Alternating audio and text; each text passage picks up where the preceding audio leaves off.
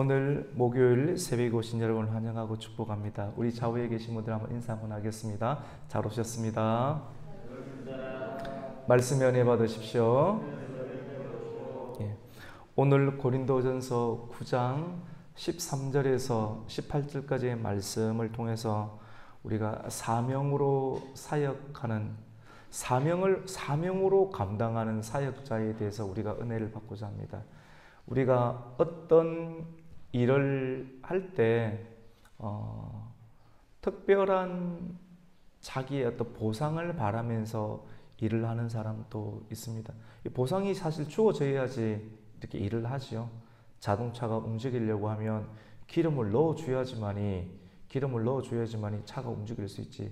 기름을 안 넣고 그냥 움직이라 엉덩이 뚝뚝 두드리면서 가라 한다고 움직일 수 있는 차는 아무도 없습니다. 근데 중요한 것은 너무나도 중요한 것은 어떤 것이냐면 같이 해봅시다. 사명으로 감당해야 합니다.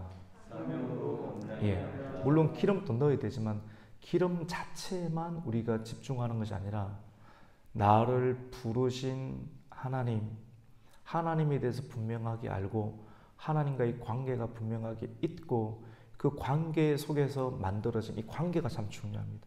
하나님의 관계. 물질 그 자체만 쫓아가는 기름이라고 비유한 이것은 물질이잖아요. 이 세상은 다 돈신이지 않습니까? 돈에 의해서 사람이 매수가 되기도 하고 진리를 팔아버리기도 하고 내가 가지고 있는 소신을 꺾어버리기도 하고 돈을 더 준다고 하면 지금까지 헌신했던 것을 점프해서 다른 데로 옮기기도 하고 세상은 이것을 두고 성공했다라고 이야기를 하기도 하지요. 그런데 너무나도 중요한 것은 오늘 이 시대 돈만 따라가는 것이 아니라 사람은 사명을 가지고 예수님을 따라가는 그것이 신앙이지 않겠습니까? 우리는 이것 알기는 알지만도 알고 있는 이 일들 가운데 우리의 몸을 참여시키는 것은 생명을 걸지 않고는 결코 행해낼 수 없는 일이 사명으로 감당한다라고 하는 말이라고 볼 수가 있습니다. 여러분, 예수님께서 제자들과 함께 사역을 하셨지 않습니까? 복음을 전하는 사역. 예수님이 이 사역을 감당하기 위해서 이 땅 가운데 하나님이 육신을 입고 이 땅 가운데 오셨지 않습니까?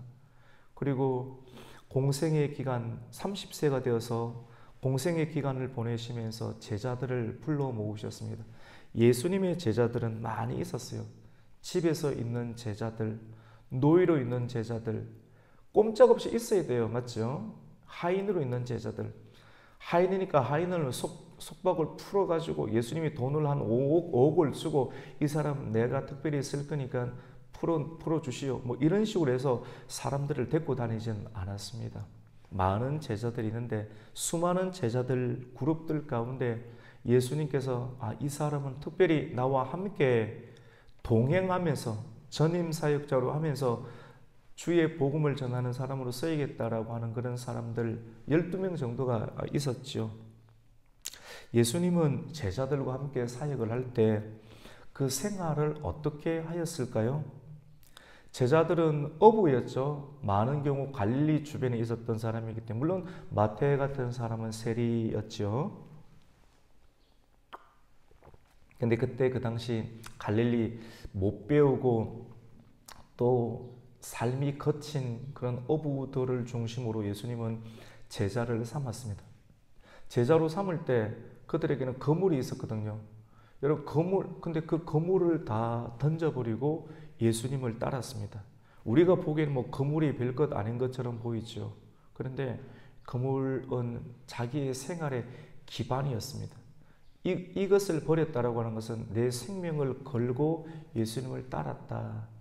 그 생명을 걸은 사람에게는 하나님께서 그 생명을 보장해 주는 그런 일들을 이렇게 감당을 해야 되는데 그 일들을 이 지상세계에서는 어떻게 하였는가? 예수님도 제자들과 함께 하루에 밥을 먹어야 됩니다. 예수님은 하나님이시기 때문에 돌을 떡으로 만들 수 있는 능력이 있으셨죠. 맞죠?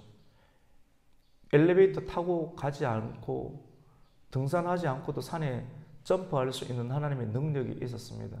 막 그런 것들을 마음대로 사용을 하셨다라고 하면 하나님의 권리를 마음대로 사용하셨다고 하면 아예 애초부터 사람들을 그냥 육신으로 만드는 것이 아니라 천사처럼 만드는 것이 더 나았을 것입니다. 육신을 가지고 하나님의 복음을 나누는 사람을 만든 것은 수많은 일들을, 권리를 포기해야 될 일들이 참 많은 것을 보게 됩니다. 예수님은 나라에 세금도 내어야 했고, 또 감동이 닿을 때, 어려운 사람을 만나게 될 때 어려운 사람들을 구제할 수 있는 그런 지원금도 예수님은 주었을 것입니다. 예수님을 따르고 믿는 사람들이 예수님과 예수님의 제자들이 삶을 살아갈 수 있도록 후원하고 또 지원했던 것을 우리는 보게 됩니다. 근데 그런 그룹들이 가난하고 여러분 많은 5천 명이 먹는 사람들, 근데 사람들은 잘 내어놓지를 않았어요.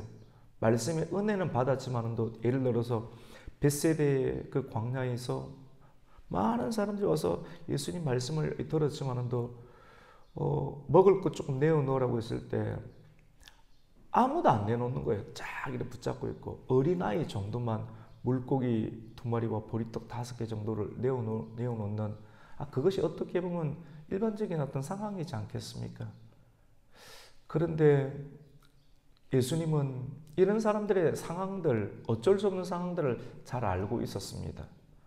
예수님 주변에는 부자들이 있었습니다. 니고데모, 아리마대 요셉.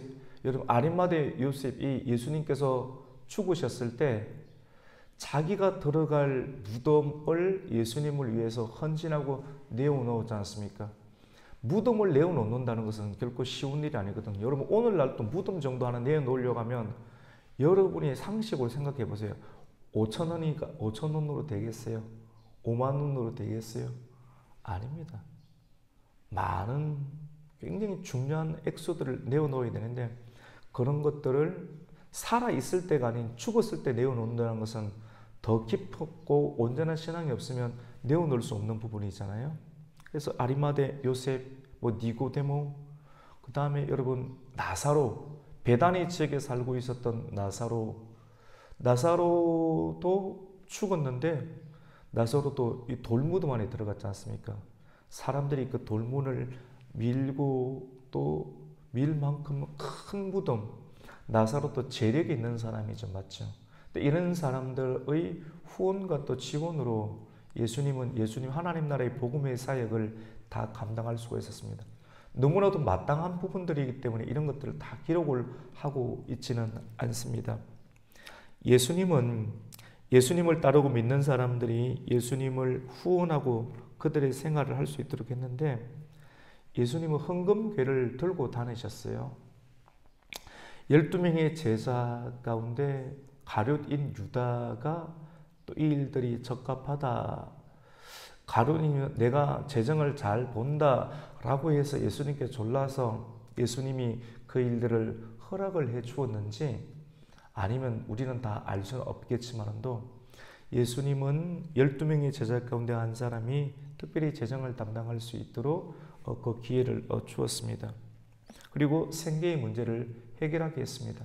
예수님과 함께하는 제자들과 또 예수님과 함께하는 교회의 그룹이 어렵고 많은 사람들을 도울 수 있는 어떤 상황으로 성도들의 헌금이 쓰일 수 있도록 그렇게 하였습니다. 주님과 제자들은 철저하게 성도들이 공개하는 것으로 생활을 했습니다. 주님이 자신과 또 자신을 따르는 그런 전임 사역자의 생계비를 믿는 자들이 채워야 한다라고 오늘 본문은 말씀을 하고 있습니다. 여러분, 고린도 지역에는 많은 철학자들이 있었습니다. 말들이 넘쳐나는 시대, 성경에 보면 스토이고 학파, 에피쿠로스 학파 이런 내용들이 사도행전에 나오지 않습니까? 아덴에도 그런 일들이 있었지만도 아덴의 영향을 받았던 고린도 지역에도 많은 철학자들, 변증가들, 말쟁이들이 굉장히 많았습니다. 그런데 바울이 전하는 그런 복음이 처음 듣는 선지식이 있는 사람들에게는 중생으로 들어와서 중생의 역사, 말씀의 강력한 역사가 들어와서 내가 가지고 있는 경험치, 세상의 지식으로 사람들을 굴복하고 물질을 캐내는 그런 일들이 익숙해져 있는 선지식이 있는 사람들, 나는 이것으로 지금까지 잘 버티고 있다고 자존감 있는 사람들, 근데 복음으로 말미암아 살아야 되고 말씀으로 말미암아 살아야 되는데 이것으로 이런 경험치로 살 수 있다고 선지식이 있는 사람들에게 처음 복음이 들으면 천사에 관한 이야기, 예수 그리스도에 관한 이야기, 말씀이 로고스, 그때 그 당시 헬라 철학이 굉장히 유행하였던 로고스, 삶의 근본이 무엇인가, 로고스라는 그런 부분들. 근데 그분이 바로 말씀이 육신이 되신 하나님의 말씀이다. 그분이 로고스다. 뭐 이런 형태로 이 헬라 지역 가운데 말씀을 전하게 되었는데 많은 사람들이 하나님의 능력의 말씀으로 받기보다는 이것이 새로운 하나의 분파이구나, 새로운 지식이구나 하는 형태로 말씀을 받게 되는 것이 너무나도 사도 바울은 힘들었습니다. 변정이나 철학의 일부처럼 사람들에게 인식이 되는 것을 기뻐하지 않았습니다. 그래서 바울은 자신의 사도의 권리를 사용하지 않고 온전히 그리스도의 복음에 장애가 생기지 아니하도록 하기 위해서 자신의 권리를 포기하였습니다. 바울은 성전에서 그리고 교회에서 전임으로 일하는 복음의 헌신자들은 성전에서 나는 것을 먹는다. 복음으로부터 말미암는 것을 먹게 된다. 어제 말씀 가운데는 군인이 자기 비용으로 복무를 하는 군인이 어디 있느냐? 양농사를 지으면서 양의 젖을 먹지 않는 그러한 목자가 어디 있느냐?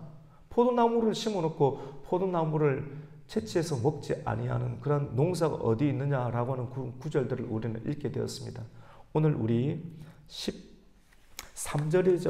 13절부터 읽게 되었는데 우리 13절 한번 읽겠습니다. 시작. 성전에 일을 하는 이들은 성전에서 나는 것을 먹으며 제단에서 섬기는 이들은 제단과 함께 나누는 것을 너희가 알지 못하느냐. 바울은 하나님의 사역자들이 교회에서 지원을 받아야 한다는 내용이 주님의 명령이라고 하는 것을 이렇게 밝히고 있습니다. 우리 13절에 보면 알지 못하느냐, 14절에도 보면 이와 같이 주께서도, 우리 한번 읽어보겠습니다. 14절입니다. 이와 같이 주께서도 복음 전하는 자들이 복음으로 말미암아 살리라 명하셨느니라. 아멘. 여러분, 그런데 바울은 고린도 교회에서 사례를 받지 않았습니다. 이 말이 위대하다 우리는 생각하잖아요. 여러분이 만약에 어디서 일을 했는데 하루 종일이 아니라 1년, 10년을 일하는데 아무것도 먹지도 않고 사례도 받지 않고 일을 할 수 있는 사람이 있습니까? 그러면 그랬을 때 나는 하나님의 뜻으로 한다라고 살아갈 수 있는 천사와 같은 사람이 있습니까? 고린도 교회에서 사역을 하는데 고린도 교회에서 사례를 받지 않았다는 것은 그 고린도 교회가 팍팍했다라고 하는 겁니다. 사도 바울의 수준은 탁월했습니다.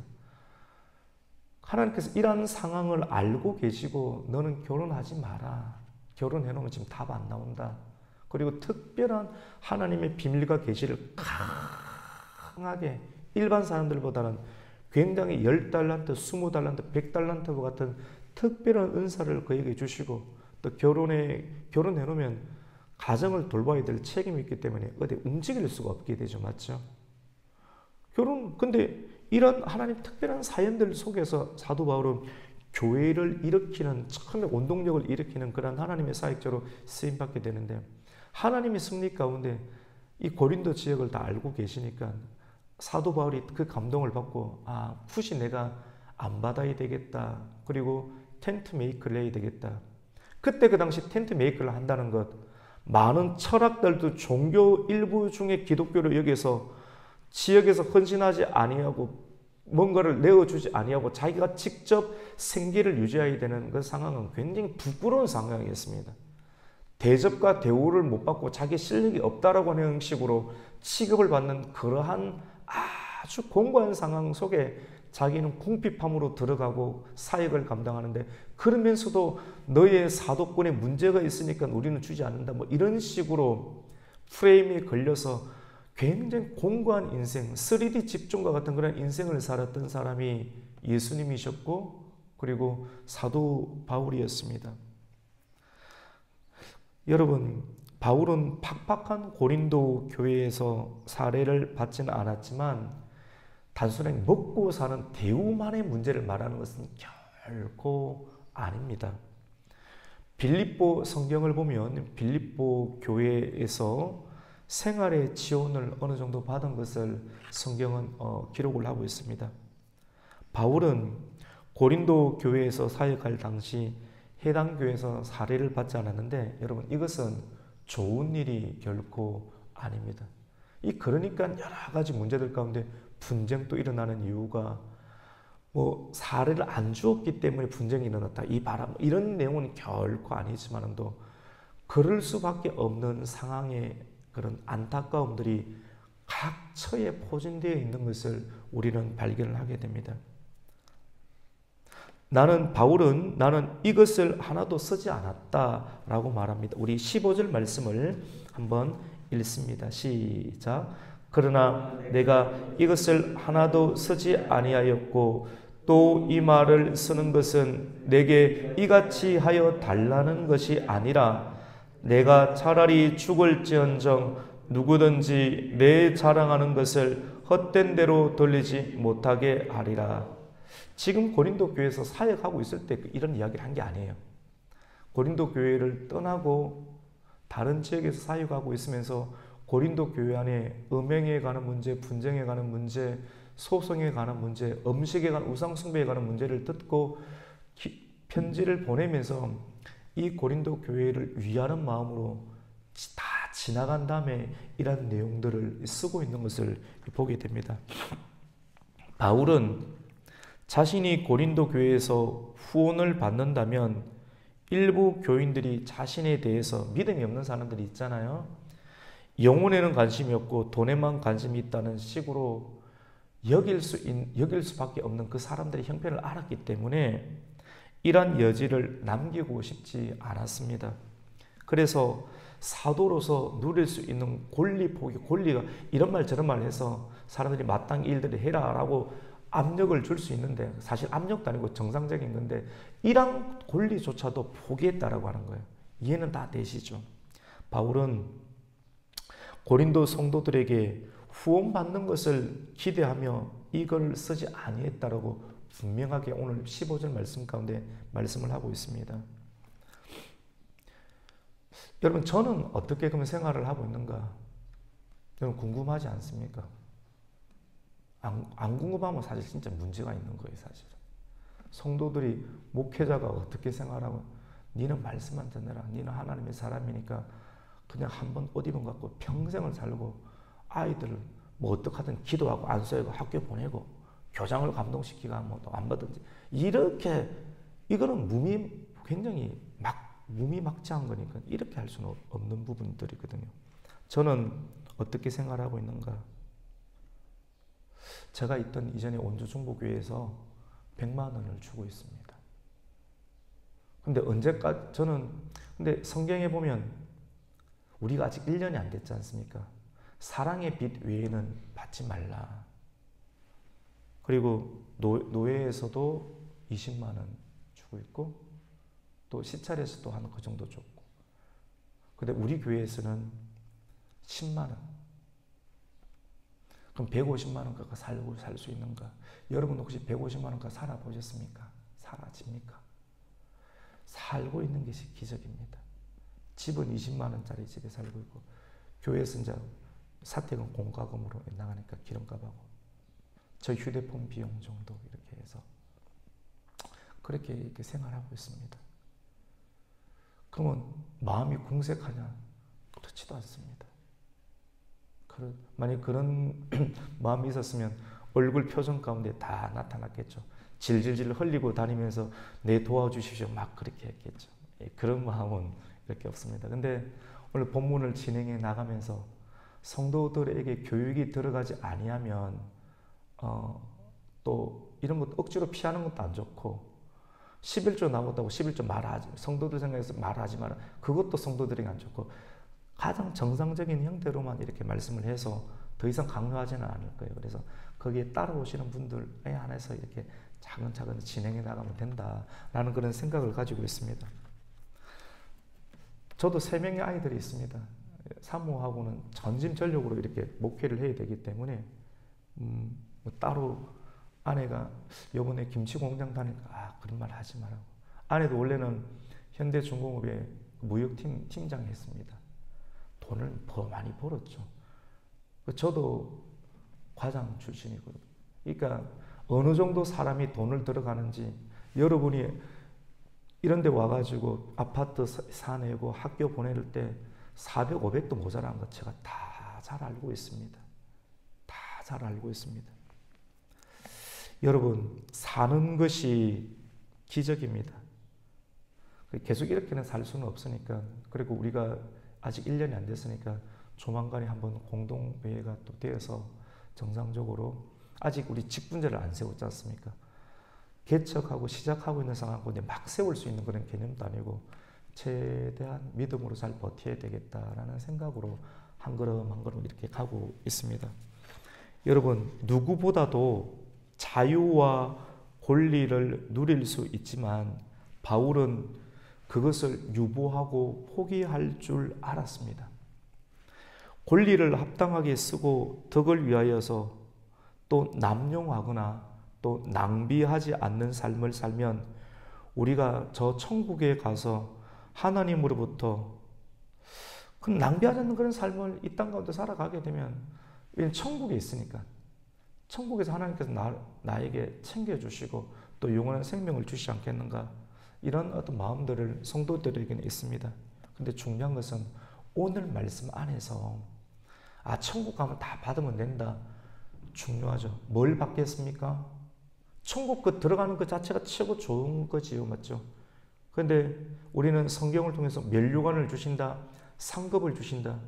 그 면류관은 무엇이고 상급은 뭘까요? 이 땅 가운데서 길들여진 더 많은 돈을 줄 거야, 더 쾌락을 줄 거야, 이런 식으로 가르치는 종교도 있습니다. 이슬람 같은 경우는 천국 가면 처녀 100명을 갖다 준다, 이런 식으로 해서 생명을 걸고 신앙생활을 하는 그러한 종교 집단도 있습니다. 근데 그것이 정상입니까? 우리는 어떤 상급 자체를 바라보는 것도 굉장히 중요합니다. 근데 하지만 성경에 보면은 하나님께서 맡기신 일에 청지기 정신으로 그 사역을 감당하는 것, 지금 내게 주신 그 사역을 감당할 때의 그 태도가 어떤 특별한 보상을 바라면서 내가 시간이 지나면 더 넓은 아파트 평수를 천국에 가면 주실 것이다, 이런 어떤 것을 바라면서 하는 것도 인내가 될 수 있겠지만도 사도 바울은 그 자체보다 하나님께서 지금 나에게 맡기신 가정과 교회와 직장, 그 청지기 정신으로 그 자체가 이미 상급을 누리는 마음으로 신앙생활을 한다라고 하면 그 사람은 그 어떤 상황 가운데서도 실족하지 않아야 할 수 있는 은혜가 있겠다라고 하는 그런 마음을 가집니다. 이런 마음으로 목회하고 이런 마음으로 여러분이 하루하루를 살아간다고 하면 하나님도 알고 교회도 알고 그리고 성도도 알 것입니다. 우리 그 마지막 말씀 한번 읽겠습니다. 우리 17절과 또 18절, 오늘 18절까지 읽었으니까 두 구절 읽습니다. 내가 내 자의로 이것을 행하면 상을 얻으려니와 내가 자의로 아니한다 할지라도 나는 사명을 받았노라. 그런즉 내 상이 무엇이냐? 내가 복음을 전할 때 값없이 전하고 복음으로 말미암아 내게 있는 권리를 다 쓰지 아니하는 이것이로다.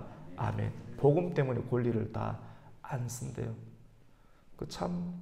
저도 말씀을 준비하면서 가장 은혜를 받는 사람은 저인 것 같아요. 조금 조금씩 만들어지는구나. 말씀으로 만들어지는구나. 이 말씀으로 만들어지는 것으로 정신을 붙잡아요. 여러분, 생각과 정신을 무너뜨리는 일이 얼마나 많은지 우리는 경험하지 않습니까? 새벽, 불평할 수도 있거든. 우리나라에서 왜 태어났는가? 새벽기도 미국 가서 목회할까? 그런 식의 생각도 가끔씩 사람들이 있잖아요. 아니에요. 이렇게 우리에게 주어진 것이 하나님의 뜻인데, 여러분, 이렇게 구속당하고 붙잡힌 바 되니까 하나님께 우리의 조그만 생명을 드렸잖아요. 나머지 시간을 성령께서 붙잡아 주시거든요. 이 느낌 여러분, 우리 정도는 알지 않습니까? 우리가 얼마나 많은 것 이것저것을 다 할 수 있는 힘들이 저와 여러분에게 있겠습니까? 내버려두면 어디 가겠습니까? 많은 자유를 주고 물질을 주고 우리 다 반반하잖아요. 이거 그대로 내버려두면 우리 고스란히 하나님 뜻 가운데 행할 것 같습니까? 결코 그렇지 않습니다. 하나님께 구속을 당해야 됩니다. 참된 신앙의 의미를 깨달은 사람은 오늘 우리 찬송가 213장 불렀던 것처럼 하나님 감동이 올 때 내 자신을 구속시키는 거예요. 내 시간을 구속시키고 내 물질을 구속시키고 내 사역을 구속시키면서 내 작은 것을 드리면서 성령께서 들어오셔서 강하게 역사하셔서 책임져 주시는 인생, 이것이 성도고 참된 신앙생활이고 이것을 또 우리 자녀들에게 할 수 있도록 물려주는 인생을 사는 것입니다. 이러한 일들을 더 잘 되게끔 하기 위해서 하나님의 방편이 이 모양 저 모양으로 고통과 고난을 주시면서 우리가 더 하나님께 매진할 수 있도록 부르짖을 수 있도록, 우리 입장에서는 고통이지만도 하나님의 입장에서 그것을 허락을 하시면서 우리가 더 하나님 앞에 매진할 수 있는 상황을 저와 여러분에게 주십니다. 그것이 가정생활이고 신앙생활이고 우리의 하나님 앞에 나오는 1번 첫 번째 기도 제목처럼 여겨지기도 합니다.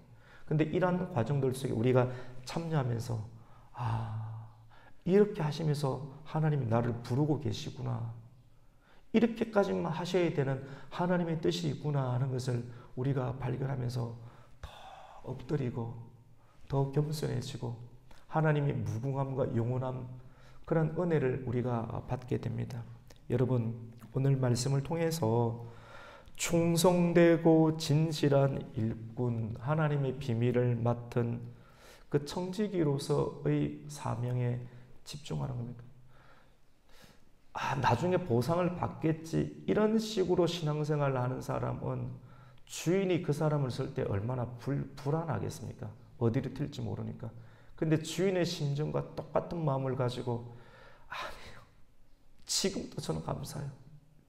부족한데 나를 이렇게 이런 사역자로 써주시는 하나님이 너무나도 감사합니다라고, 이런 진짜 눈빛과 언어와 태도를 하나님 앞에 드린다면 하나님이 전부를 다 가지고 있는데 그 사람에게 뭘 안 주시겠습니까?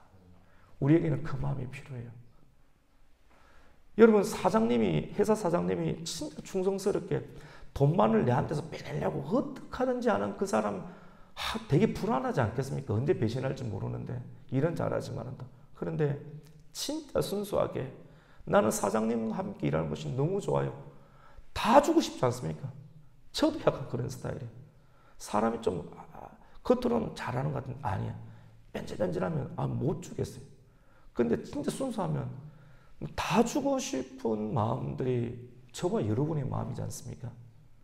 하나님의 마음이 우리에게도 있는 거예요. 오늘 이 말씀을 통해서 충성되고 진실한 일꾼, 그 맡은 청지기 사명에 집중하여 조금도 흐트러짐이 없는 주의 길을 걸어가는 저와 여러분이 되시기를 예수님의 이름으로 축복합니다. 아멘.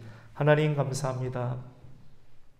우리 귀한 성도님들 오늘도 이렇게 깨워주시고 주님께서 깨워주실 때 이렇게 순종하고 이 앞에 나와서 우리가 죄인입니다. 내가 연약합니다. 주님 앞에 내 생명을 드립니다. 오늘 하루를 드립니다. 또 말씀을 받겠습니다. 라고 하는 심령으로 우리의 머리, 우리의 생각을 하나님 앞에 드립니다. 주님, 오늘 주신 말씀을 우리가 기억하게 해주시고 상급만을 쫓아가는 인생, 물질만을 쫓아가는 인생이 아니라 주께서 우리에게 맡겨주신 사명을 귀히 여기고 사명으로 감당하는 하나님의 사람 되게 하여 주시옵소서. 예수님의 이름으로 기도드립니다. 아멘.